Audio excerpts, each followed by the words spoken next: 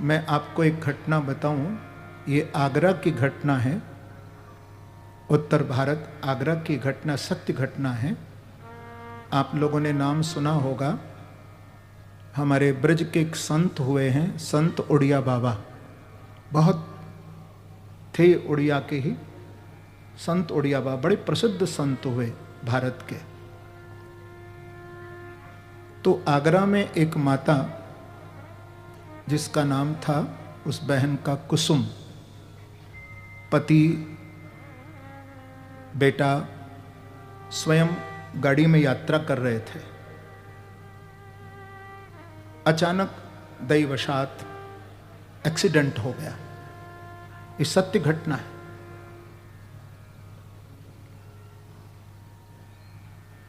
तो पति भी चले गए और जवान बेटा भी चला गया। और उस कुसुम को, बहन को भी बहुत चोटें आई, हड्डी पसली सब टूट गई, चलना भी उसको मुश्किल हो गया। लेकिन जब हॉस्पिटल से ठीक होकर के घर आई तो घर में लेटे लेटे श्रीमद् भागवत को पढ़ती रहती थी, भागवत ग्रंथ को पढ़ती थी। सत्संग नहीं छोड़ा, भगवत चिंतन नहीं छोड़ा। तो किसी ने उसको पूछा कि इतना बड़ा एक्सीडेंट हुआ कुसुम, तुझे, तेरे पति चले गए, तेरा पुत्र चला गया और तू भी इस हालत में पड़ी, और फिर भी तू भागवत का पाठ कर रही है, भागवत सत्संग से जुड़ी हुई है। तो उसने कितना सुंदर उत्तर दिया। उस बहन ने उत्तर दिया कि मैं जानती हूं कि एक्सीडेंट में मेरे पति चले गए, मेरा बेटा भी चला गया। तो उन्होंने जो बात कही वो लिखने वाली बात है। ऐसी बात कोई भगवत प्राप्त भक्ति ही कह सकता है। उस माता ने कहा कि मैं जानती हूं कि भागवत सत्संग जो मैं करती हूं, इसके करने से मेरा दुख नहीं मिट सकता है। जरा ध्यान से सुनना, इस भागवत सत्संग को करने से मुझे दुख तो नहीं मिट सकता है, क्योंकि पति चले गए, पुत्र चला गया। लेकिन जो उसने बात कही, उसने कहा कि दुख तो नहीं मिटेगा, लेकिन मुझे दुख देने, जो दुख सहने की शक्ति श्रीमद् भागवत से प्राप्त हो गई है। जो दुख का मुझे कष्ट था, वो शक्ति मुझे परमात्मा ने दे दी है। कहने का अभिप्राय है कि भगवान की कथा, भगवान का सत्संग हमारे जीवन को परिवर्तित कर देता है। इसलिए गोस्वामी जी ने कहा है कि बिन सत्संग विवेक न होई, राम कृपा बिनु सुलभ न सोई। तात स्वर्ग अपवर्ग सुख, धरई तुला एक अंग, तूलन ताहि सकल मिल, जो सुख लव सत्संग। आपने नामदेव जी का नाम सुना होगा, महाराष्ट्र के संत थे नामदेव जी। ये भागवत का जो श्लोक है बड़ा मार्मिक है, जो अभी अभी मैंने कहा कि सदा सेव्या श्रीमद्भागवती कथा, यस्या श्रवण मात्रेण हरिश्चित्तम समाश्रये। सत्संग हमें क्यों करना चाहिए?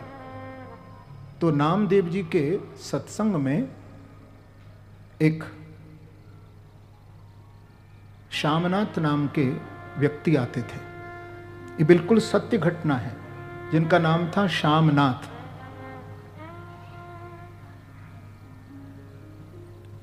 लेकिन उनका एक बेटा था, उसका नाम था तात्या।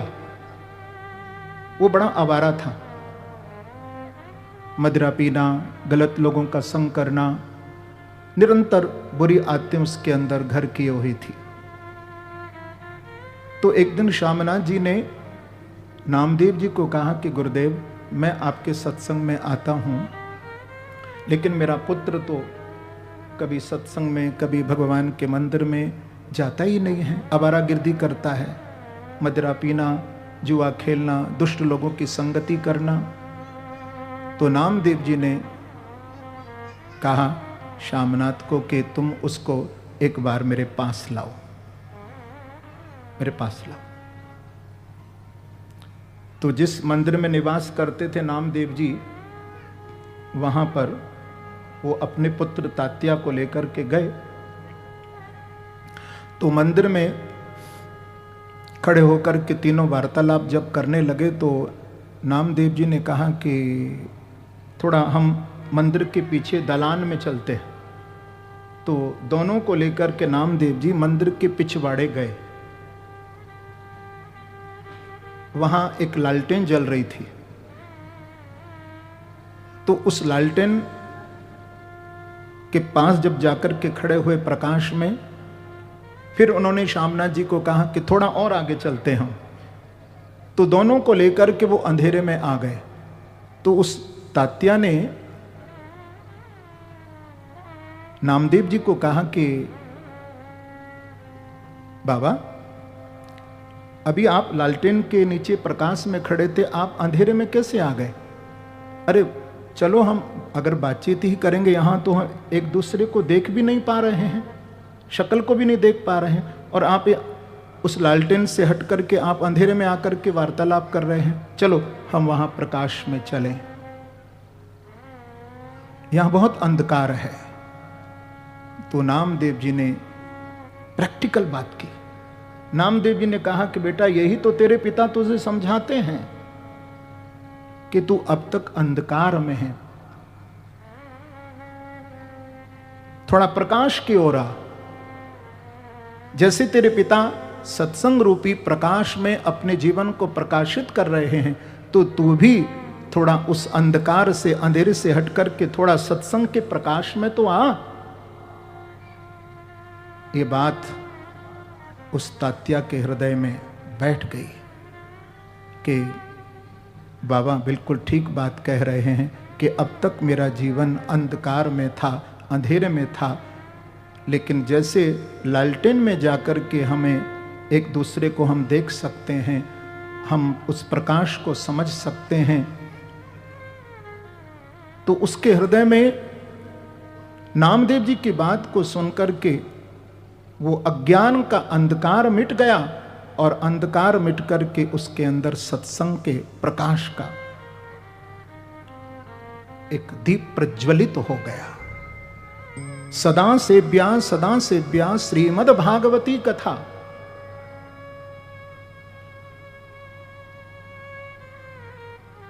जब जब आपको भागवत का सत्संग किसी अधिकारी वक्ता से प्राप्त हो तो इस कथा को जरूर सुनना,